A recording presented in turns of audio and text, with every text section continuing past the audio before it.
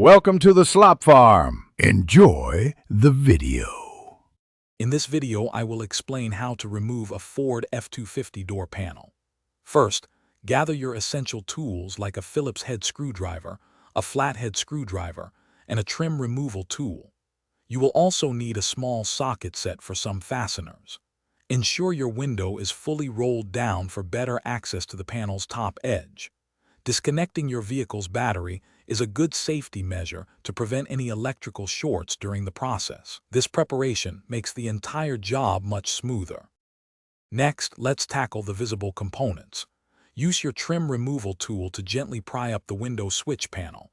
It usually just clips into place. Once it's loose, disconnect the electrical connectors underneath. Then, look for 1 or 2 screws holding the door handle bezel and the armrest in place. Remove these fasteners and carefully detach the bezel, often revealing more electrical connections that need to be unclipped before setting it aside. Now it's time to release the main panel. Carefully inspect the entire perimeter of the door panel for any hidden screws, often behind small covers or in the door pull. Once all screws are out, use your trim removal tool to gently pry the bottom and sides of the panel away from the door frame. You will hear several retaining clips pop loose. Work your way around the edges, applying even pressure to avoid breaking any of the plastic clips. With the clips released, the panel should now be loose.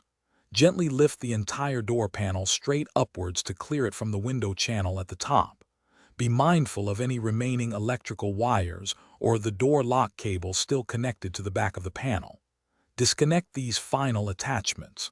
Once completely free, carefully set the door panel aside in a safe place where it won't be scratched or damaged while you complete your repairs. Thanks for watching.